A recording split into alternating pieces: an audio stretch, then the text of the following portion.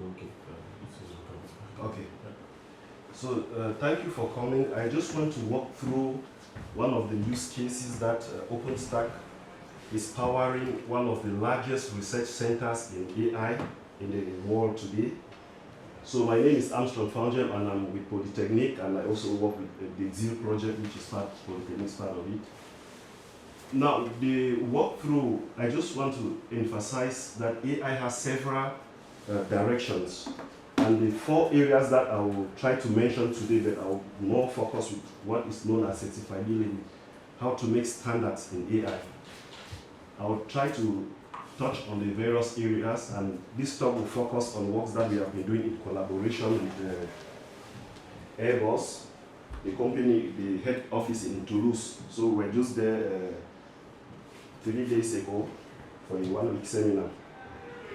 So what actually happens when we hear a lot of people talking about the revolution of AI eating the softwares, eating the world and things like that, but people fail to understand that AI itself is not stable.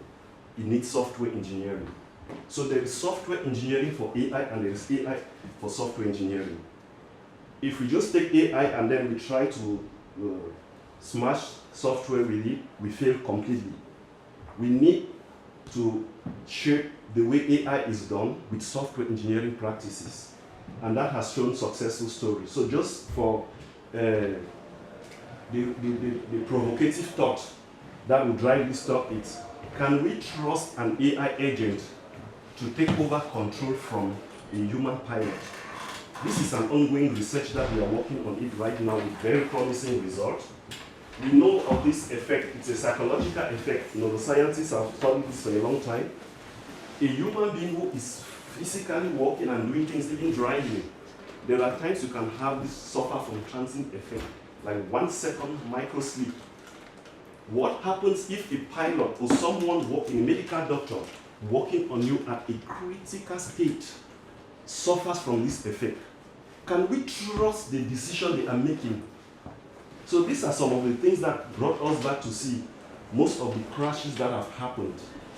Even when you look at the data analyzed from the black box, it doesn't give a lot of insight for some explanations.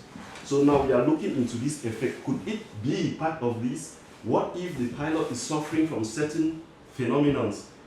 And we have implanted detectors or sensors around the aircraft to monitor several pilots. And we have seen serious effect that there might be a time when the AI can safely negotiate to take over control from preventing such things to happen. But can we trust that decision right now? So to pilot this, to show how this work was done, I just want to make sure that Compute Canada, which is the biggest provider for AI workloads, is powered by OpenStack. Most people don't know about this. For some reasons, it could be because most of the top scientists in the world know about the godfathers of AI. We know there are 3 godfathers in AI. Do we know, can we just mention some of their names?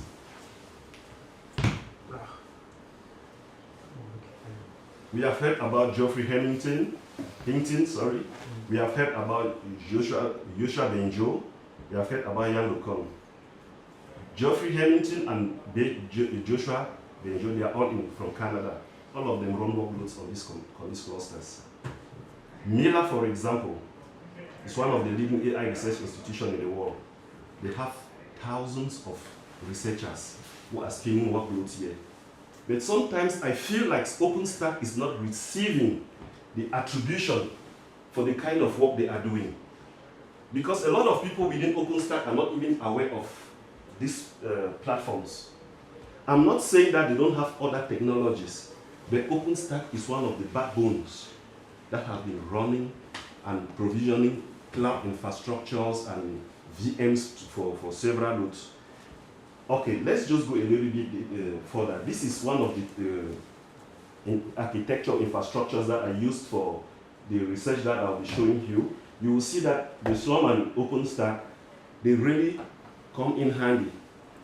There are times we need to understand the code. Since OpenStack is open source, there are times we will need to have some flexibility so we could provision things the way, or add other services and try to play with the codes to get the kind of features we have.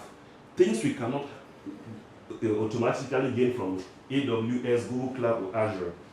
So when we look at the different workflow, we were able to use agents, AI agents, and thanks to the architecture and flexibilities that OpenStack provides for us to collect massive amount of data in order to train our models and to do inference.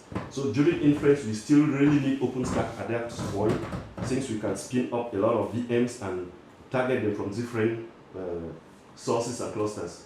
So what motivated the research in general was the Boeing 737-8 MAX that crashed. We all know aware of it, and all of them had a single point of failure.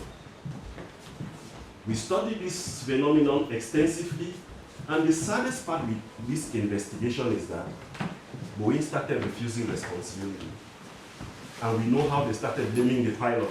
It was the fault of the pilot, he was not qualified, and the blame game keep on until a French company came up and investigated the matter digitally and proved that Boeing was at fault. And when we went down to the engineering aspect, we saw that the electronics that were controlling the MCAS was done in a kind of way that any software or any engineer will ask, seriously? They had great innovations for a sensor, but they had only one that controls that particular plane at the instance where we call a single point of failure. So what actually happened is that that sensor failed when the pilot needed it for control. And at that point, the pilot had no interference with the system. So the sensor could not read. So what usually engineers will do is that they will do a redundancy of sensors to parallelize it. If one sensor fails, it picks up from the other one. There was one in this case, no redundancy. And these are some of the things. How can we have a system that would detect some of these things even way before time? And these are some of the things we started investigating with other companies that were interested for this kind of work to incorporate AI, especially during landing and taking off. So without going so much into some of the details, I'll make sure the materials are available. We don't only want to make decisions on, let's say, one sensor. We want to make decisions on difficult weather conditions, on landing and taking off. What if you are training a model on Charles de Gaulle, a very classic and first-class airport? What if you want to take that plane to land, let's say in one airport, let's say in Gili or whatever in the other parts of the world that they have the paved or gravels? What will happen with that plane, that aircraft? That is a problem. And this is a common problem in machine learning. When you train a model with a lot of good examples, and you take it out of distribution and try to infer when the examples that the model have seen are not even available, disaster. So in this context of safety critical system, we want to pay attention of those difficult and rare conditions where it is quite challenging to make decisions. That is where the training even happens most. And that is why we call it safety critical system. So just to make sure we understand, in AI, we mostly talk about model prediction, inference time, and things for model prediction. But there is a lot to do from your data, from the aspect of security, cyber physical system, and then the algorithm itself. These are common areas where things can go extremely wrong. A bad actors who understand the system can attack it and destroy it from any of these angles. So we have done this work I'm talking with us now. We have targeted all the possibilities from different angles. And we have shown that when it is well crafted, there are high probability that we can have a system that you trust. But that is a deeper discussion for another time. So one area that I would just want to rush us to is explainability. We don't really need to understand the algorithm or the technicality of it, But just a common example. Suppose I tell you, oh, your applications for the car or for your private jet, you send an application, we review it, but unfortunately we cannot give you the loan. Okay, what will immediately come over your mind? Will you just walk away that I was not lucky this time? Or let me give another example. It happened to me at Heathrow. I was passing through the immigration checkpoint. There were more than 45 or 50 of us from a conference. I was the only guy there black. The immigration officer just walked to me. Our random system suggests that you will be searched. It's just something random. I said, that's fine. I'm not opposing that. But can you explain to me how you calibrated your randomness? I just want to know how random your system was to ensure fairness and bias was not introduced in the system. And that was the end of the story. The officer could not explain. I said, I'm willing to submit for any search or whatever, but for fairness and to avoid bias, just tell me how you calibrated your system. So I should know if you run this example again, you can randomly pick another person, not me repeatedly. And then she started saying, oh no, we can make our boss, and that is how they ended the entire process. And this is what we talk about decision making. We take decisions like ground truth without verifying it or questioning it. Now you've told me that my application was rejected. What parameters, what variables contributed for that decision? Was it because I am a female? Did that play a role?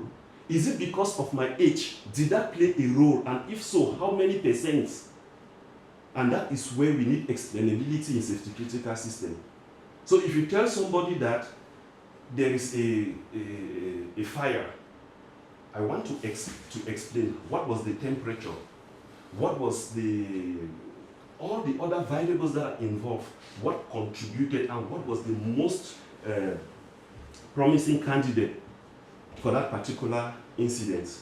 Without that, we will just be taking AI for like a kind of deity. And when it starts controlling our work, you will want to verify it or tell you it is the system, and that is it. So we need to encourage explainability from our human way of thinking. Anytime a model makes a prediction, question it, what parameter placed on it. And there are certain parameters, for example, gender, your ethnicity, your age, and many others. If any of those attributes play on the model's bias, on the model's prediction, you have the right to sue that company because they are called protected variables and they should never be used to determine the outcome of any AI model. The EU AI Act states that very clearly and many other consortium.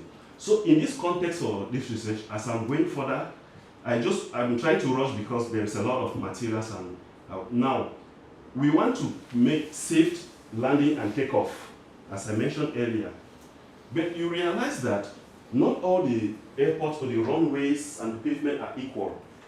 If a plane is seeing this or seeing that or seeing these different configurations, it should be able to detect that these are all runways. Even some that have potholes, and that is where we talk about robustness. If it fails to predict one and only predicts one particular one that was highly trained on, that model must be rejected. It's not safe enough.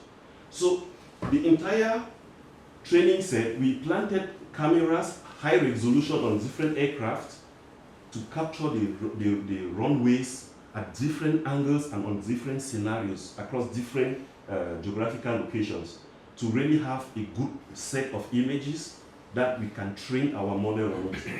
And based on that, when the plane was actually landing and taking off, it could now identify, it could now predict at what point it could do autopiloting for safe landing and safe taking off. And this step is already completed. It is a way forward. We are not yet there where I mentioned earlier that a plane can,